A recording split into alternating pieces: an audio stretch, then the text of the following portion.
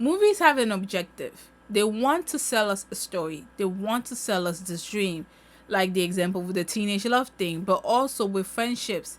Is it great to have these great excursions with your friend where you go to Cancun or you do this girl trip, you do that, blah, blah, blah. Yes, those are great. Those are nice. However, friendship is also about just chilling, just staying at home with your friend, just having those weird one-on-one conversations that are just like, what are you talking about?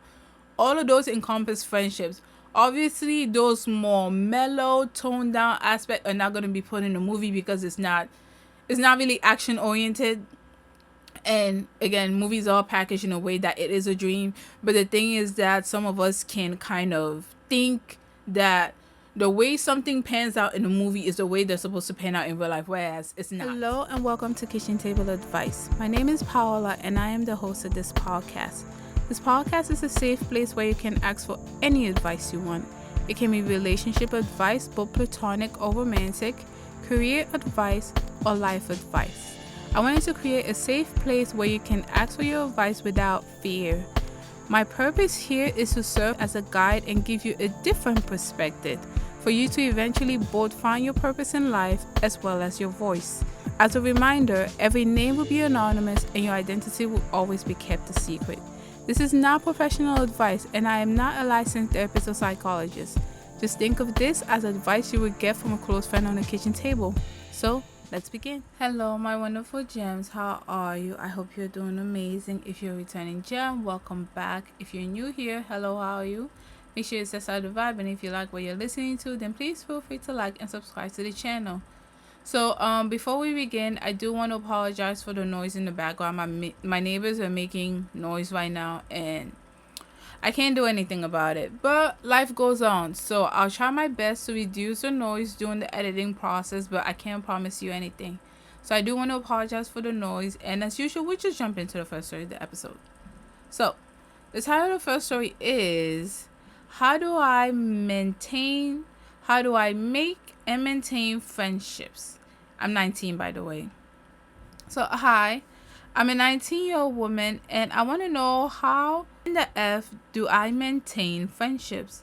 I'm nearing the end of my second year of uni and despite being so involved in clubs and classes, I find myself in bed again crying about being lonely. Despite what I do to maintain friendships, initiate hangout, meet at uni, no one takes in the same effort. I feel so alone. I was bullied all throughout high school, so I have no friends from there.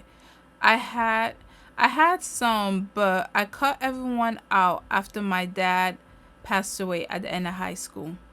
A lot of times I overthink things in friendship because of all this high school trauma. I think that's what's making me drive people away. But also people often have their own groups and don't bother getting closer with others. I met two amazing girls last year. One is overseas, parentheses, and has been all year long because of an exchange. And the other has just ghosted me and I have tried so many times and I just ended up giving up. I feel so worthless. Life is so short and I am grateful for everything I have. I really am blessed. And my grandma, mom, and little sister love me so much. But I can't even keep a friend. I don't even have a boyfriend. And I'm a bit on the heavier side and I'm not ugly. But I'm not ugly in the face. But I wouldn't consider myself pretty as well.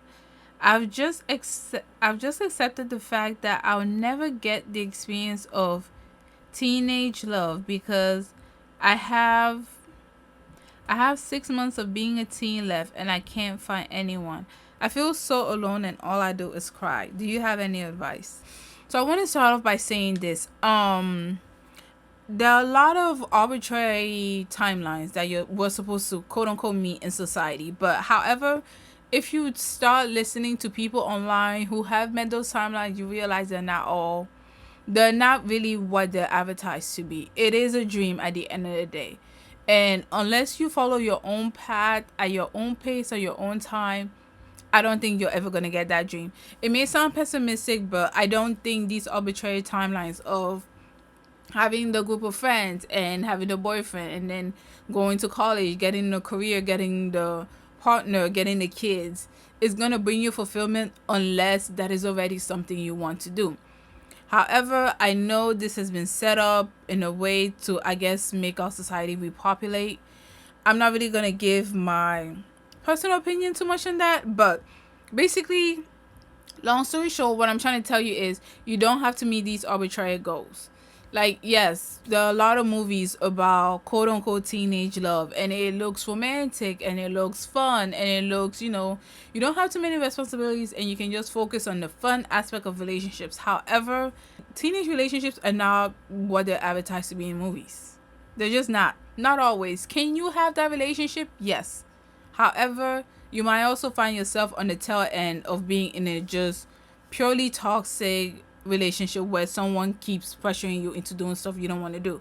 Granted, that can also be any relationship. So, what I'm trying to tell you is don't be too hard on yourself because you didn't quote unquote get the teenage love thing. It's a dream.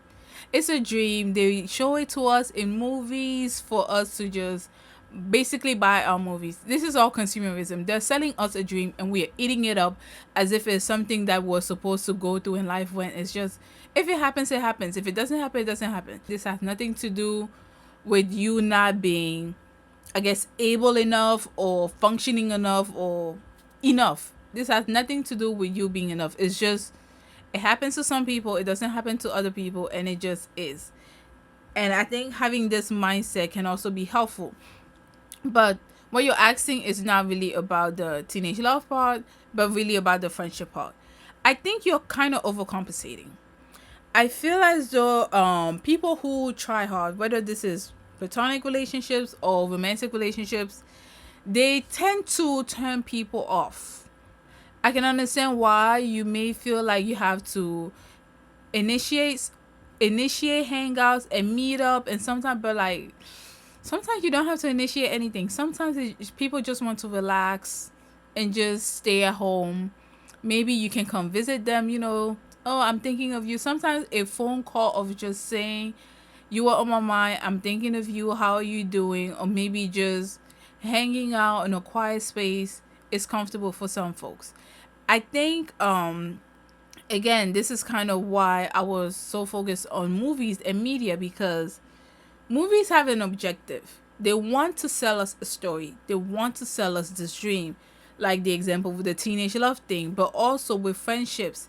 Is it great to have these great excursions with your friend where you go to Cancun or you do this girl trip, you do that, blah, blah, blah. Yes, those are great. Those are nice. However, friendship is also about just chilling, just staying at home with your friend, just having those weird one-on-one conversations that are just like, what are you talking about? All of those encompass friendships. Obviously, those more mellow, toned down aspects are not going to be put in the movie because it's not really action oriented. And again, movies are packaged in a way that it is a dream. But the thing is that some of us can kind of think that the way something pans out in a movie is the way they're supposed to pan out in real life, whereas it's not. Okay, some people have more mellow friendships and some people have more active friendships. Ideally, you probably want to have both, but really depending on the type of person you are, if you're more on the mellow friendship type of person where you like hanging out and when you like hanging in the house and not like outside in restaurants or like always initiating something, you probably find your group out there. It really does depend on your person. So don't hold yourself to such a high standard. And I'm only giving you this advice because you're 19 and I don't want to make it seem like you're young and you don't really know what you're doing. But I think it is safe to say as 19-year-olds, we're still coming into ourselves. We're still learning about the world. We're still, like, I can only imagine at the age of 19, I was still coming into myself, still learning about the world, still learning about what type of person I was. And obviously, you also want to have a great social life as well as any romantic life, whatever you want, whatever your personal goals are. But it's also a good reminder to not have these high expectations of what friendship is supposed to be, or what a romantic relationship is supposed to be, but just kind of see the world and observe it for what it is presenting itself to you.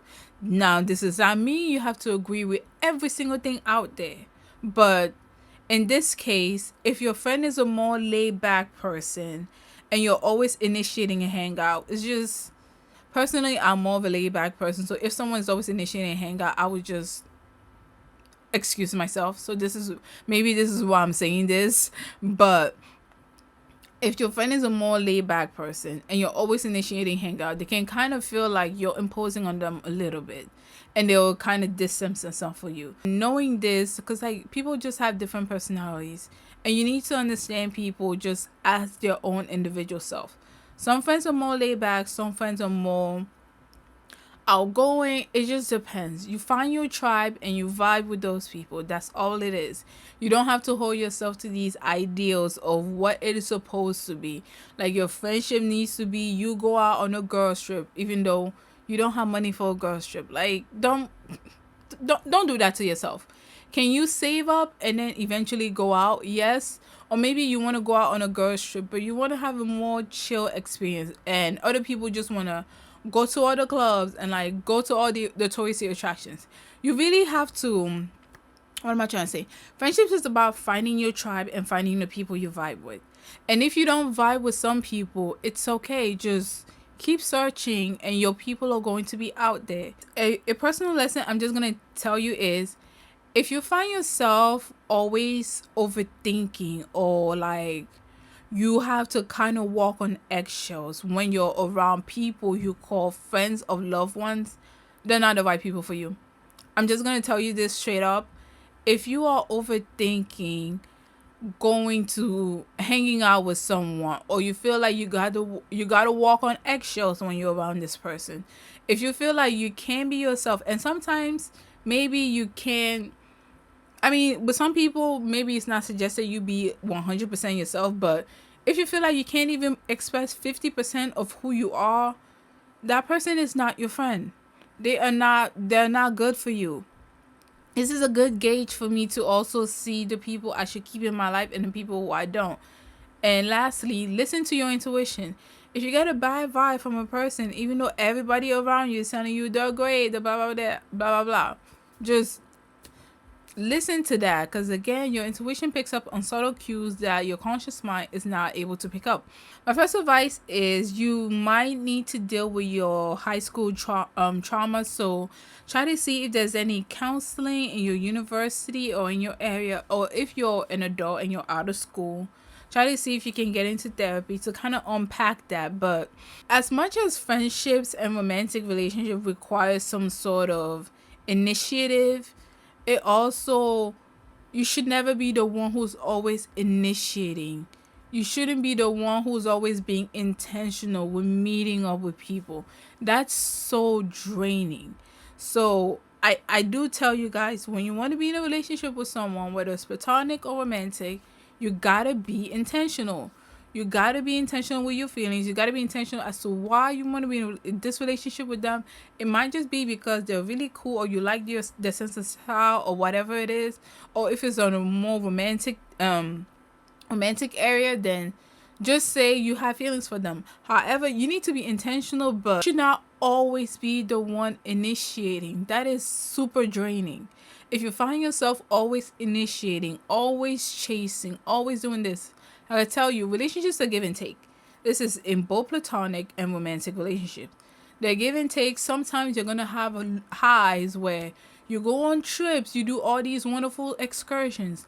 But you're also going to have lows. Well, maybe not lows, but like chill moments where you just sit in the house, cuddle, or just sit around your group of friends, drink some tea, share some stories, or just basically just do nothing and waste time. That's what makes friendship so fun, that you can have these great wonderful experience with your group of friends over here, and you can also have this really chill, this low back experience with your friends where you're not doing much, you're just talking. You just talk the whole day about everything and nothing at the same time. That is what makes friendships so fun. But if you're always the one who is pulling people to come to you, or you're always the one putting the friend group together, or you're always the one initiating, you might need to take a step back, because they're not a good fit for you. A good group of friends are gonna initiate with you just as much as you're gonna initiate with them.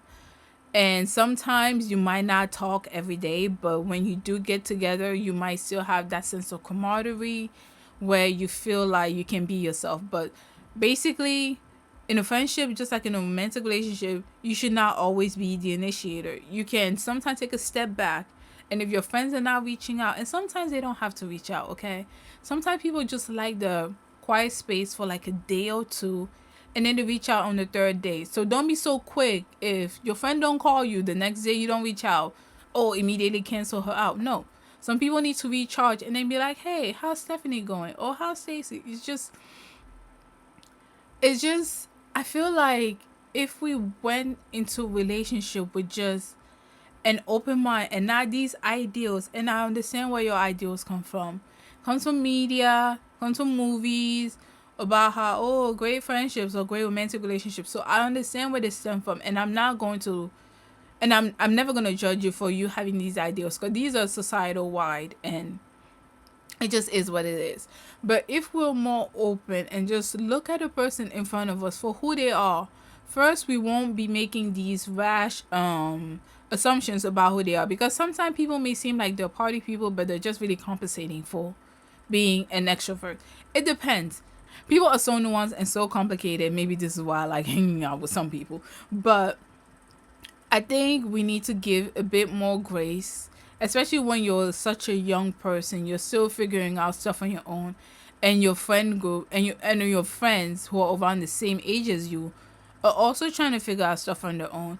It's just I was I would just say I've been talking for a while, and I don't even know if I gave you the right advice or if you're able to understand what I'm saying.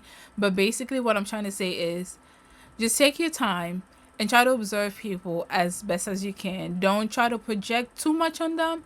I mean, obviously, you have some expectations as to where you want the friendship to go, but if they're not on the same frequency as you, if they don't have those same expectations as you do, even though it is just a friendship and not a romantic situation, you might need to distance yourself from them. And it's okay if you don't have friends this year or next year.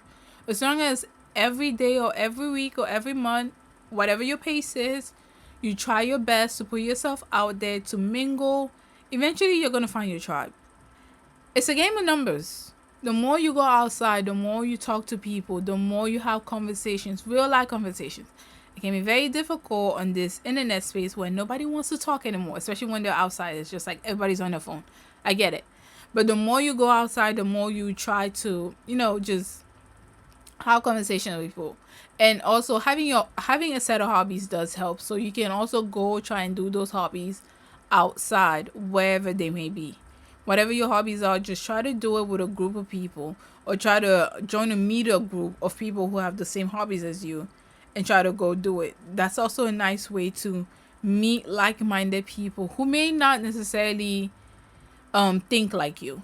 Because I think a diverse group of friends is also healthy for all of us. And by diverse, I don't mean race and gender. It can be literally be anything. Like, diversity comes in a plethora of stuff, not just what you look like.